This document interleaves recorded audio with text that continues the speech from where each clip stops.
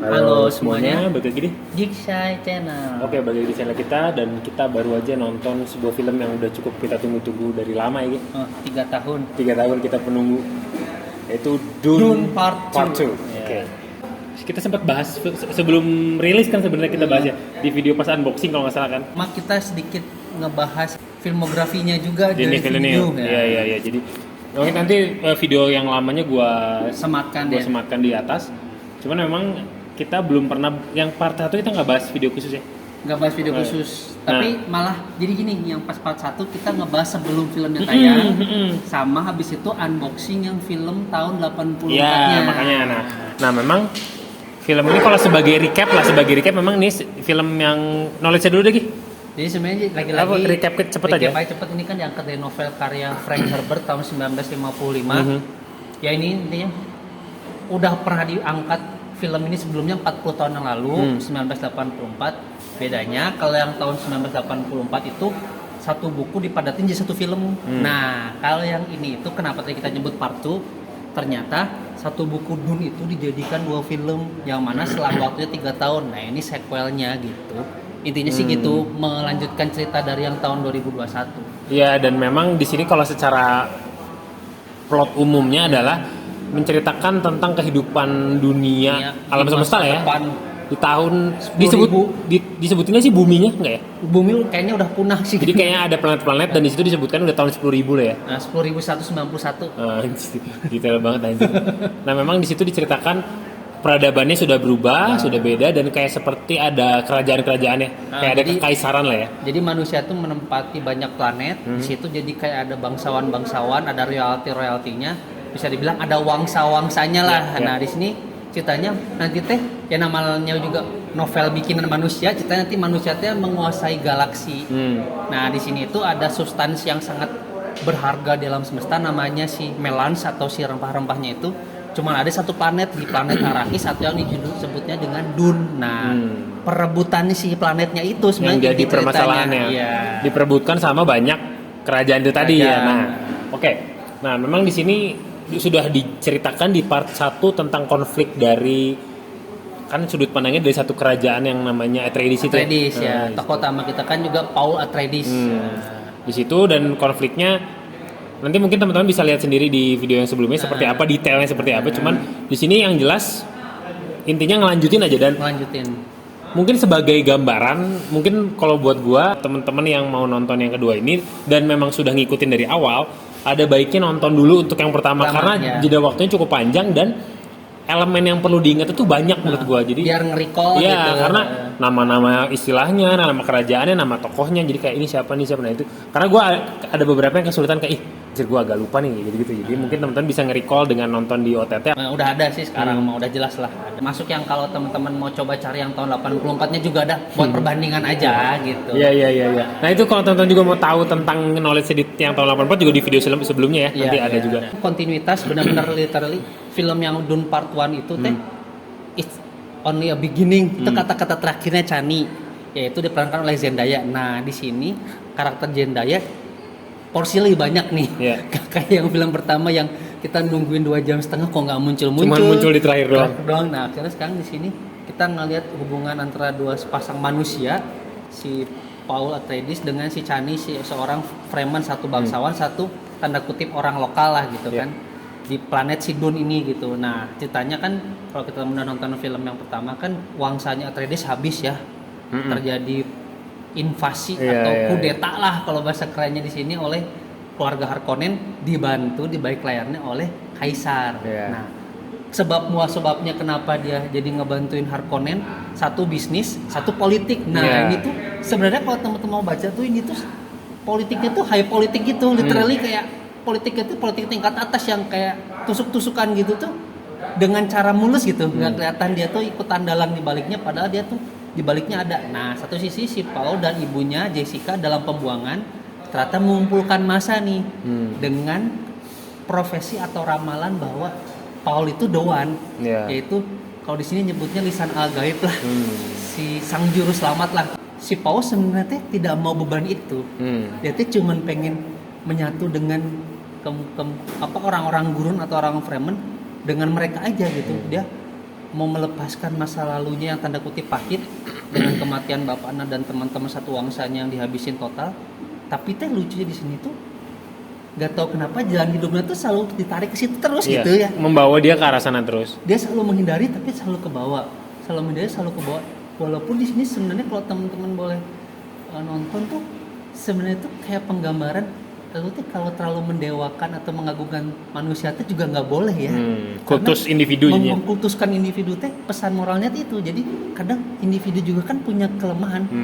Ada sisi manusianya itu kan, dimana si Paul tuh dari awalnya tuh sebenarnya dia nggak mau tanggung jawab itu, tapi akhirnya karena jalan hidupnya ternyata membawanya ke posisi ini, akhirnya dia harus ngambil alih tanggung jawab itu dan akhirnya harus membawa bangsa Fremen yang kalau di sini bisa bilang jutaan kali ya. Karena Harkonnen kalau di film pertama teman nonton dia cuma memprediksi paling satu planet cuma 50.000, ternyata di bawah tanahnya itu banyak tempat-tempat perkumpulan, kalau ditotalin mungkin jutaan satu planet.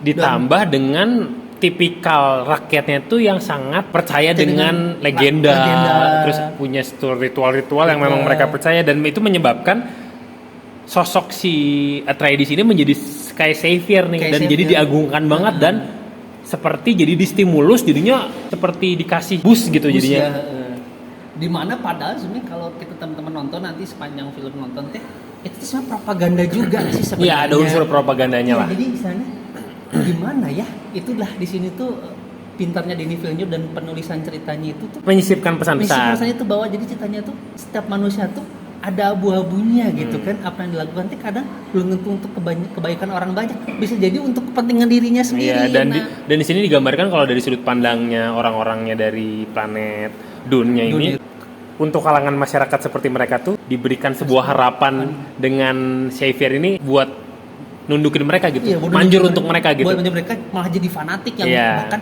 rela mati gitu untuk si pemimpinnya itu. Satu sisi ternyata di high politiknya itu, khususnya kalau teman-teman udah nonton film pertama teh, ada sebuah sekte namanya Bene Gesserit tuh, sama mereka tuh udah mempersiapkan banyak prospek. Jadi siapa Paul Atreides tuh hanya satu dari banyak prospek. Kalau kita ngeliat dari sudut pandang gedenya, ternyata di belahan planet yang lain, di dunianya si Harkonnen juga ada prospek yang ternyata disiapin. Nanti teman-teman bisa ngeliat penampilan terbaik lah setelah Austin Butler jadi Elvis. Bisa dibilang nih jadi Rota Harkonnen itu bisa dibilang salah satu penampilan yang sangat mencengangkan juga. Gimana sih kalau seorang savior tanda kutip dibesarkan, dididik di lingkungan yang keras gitu. Bedanya yang kalau si Atreides dididik dengan lingkungan yang penuh dengan belas kasihan, penuh dengan hati gitu kan. Satu sisi kehidupan di Harkonnen tuh keras, kejam, sadis, tidak berperi kemanusiaan. Gimana sih hasilnya? Sama-sama tanda kutip yang dipilih, tapi dipupuknya beda gitu kan. Nah, konflik-konflik ini yang akhirnya dipertemukan ya. Nah, teman-teman bisa nonton sendiri. Jadinya konflik-konflik ini yang akhirnya muncul, nanti juga teman-teman bisa lihat bahwa setiap kepentingan itu seperti apa sih, karakteristiknya seperti apa setiap bangsa dan sebagainya. Nah, ini tuh bisa dibilang Greg Fraser baik lagi jadi didapuk jadi direktur fotografinya, bisa menampilkan landscape yang sangat edan banget, cantik putih banget. Terus untuk pas misalnya dia ke gedung dalam indoor gitu, juga bagus pengambilannya gitu. Satu adegan yang sangat bisa dibilang memorable tuh yang pas dia Gide Prime di dunianya Harkonnen itu ya, bisa ada arena gladiator yang kayak gitu kan. Kita jadi inget film Gladiator tahun 2001 gitu ya. Anjir, keren banget ditampilkan ceritanya. Saking kerasnya hidup Harkonnen teh, lu tuh harus memperjuangkan nyawa lu sendiri gitu kan. Sedangkan kalau di dunianya di planet Kaladan, dunianya Atreides teh semua berlimpah gitu ya, hidup enak, air di mana-mana. Ya kayak di sini tuh bisa dibilang mereka berdua teh kayak langit dan bumi gitu ya. Tapi pas akhirnya ditampilkan pinter. Kayak kalau kita boleh nge-recall kayak nonton Oppenheimer lah ya. Misalnya sudut pandang dari si Oppenheimer berwarna, tapi dari sudut pandang Levi Strauss hitam putih. Nah, ini mau menggambarkan dua kondisi itu. Seperti itu. Ya, gitu. Ya, dan itu Gigi tadi sempat singgung soal setting, terus wardrobe menurut gue dan segala macam. Konsep-konsep karakternya menurut gue keren banget sih. Keren banget world buildingnya gitu. Itu mungkin udah kelihatan lah dari yang pertama kita udah pasti sama gitu si bobot dari artistiknya gitu. Dan lagi-lagi kalau sound sih gila gitu. Ini Hans Zimmer dan kalau teman-teman ada kesempatan buat nonton di IMAX nggak akan rugi sih menurut gue. Wah itu uplifting banget, ngangkat banget ceritanya, sangat-sangat menunjang pengalaman Kayak sinematografinya. bergetar pisan sampai Iya. ke hati nurani gitu. Bahkan untuk sekedar dialog keras pun jadinya berasa banget gitu. Banget, anjir itu benar-benar tegang banget. Pintarnya di sini tuh sebenarnya lagi-lagi di Neville-nya bisa menyeimbangkan, mau menampilkan ledakan-ledakan atau action-action tapi dengan dialog-dialog juga yang matang Ya. gitu. Jadi ini ngeblendnya bagus banget, bisa dibilang. Ini mah kalau teman-teman boleh ngecek, ini posisinya sekarang saat kita nonton sehari pertama ini di Indonesia tanggal 28 Februari. Kalau di luar 1 Maret. Itu tuh kalau di Rotten Tomatoes ratingnya edan pisan 98%. Iya sih. Kayak udah hampir sempurna gitu. Dan di sini tuh bahkan ada yang lancang ngomong ini tuh ngebandingin dengan Empire Strikes Back itu salah satu sequel film sci-fi terbaik gitu. Yeah. Dan kalau aku boleh ngomong agak lancang, on par lah. Yeah, Walaupun yeah, yeah, sebenarnya karena kita penggemar Star Wars tuh masih tetap, susah sih, cuman ini tuh on par gitu. Getirnya kekakubannya sama film itu dan bisa emang cinematic experience-nya dan bisa sih teman-teman kalau ada kesempatan harus nonton di IMAX sih sebenarnya. Kalau untuk penampilan aku boleh acungi jempol ini Timothée Chalamet sih. Gue pikir kan alah ganteng doang gitu kan. Begitu dia udah adegan yang speech-nya anjir edan itu dapat bagus anjir. Terus tuh kayak karakter pendukungnya kayak Stellan Skarsgård sebagai Vladimir Harkonnen gitu. Terus si Javier Bardem sebagai Stilgar, terus Christopher Walken sebagai si Emperor kan gitu kayak anjir mereka cuma muncul-muncul sebentar-bentar juga. Tapi presence banget gitu. Di sini tuh kelas A semua lah. Jadi setiap elemennya tuh dibangun dengan proper banget gitu. Dari setting, dari visual, sinematografi, cast, sound. Jadi semuanya hidangan yang lengkap ya. Hidangan yang lengkap banget lah. Ini bisa dibilang tadi sih jujur nih catatan durasinya panjang. Iya. Jadi teman-teman harus prima banget lah untuk durasi panjang dan cukup banyak dialog yang memang membutuhkan perhatian ya.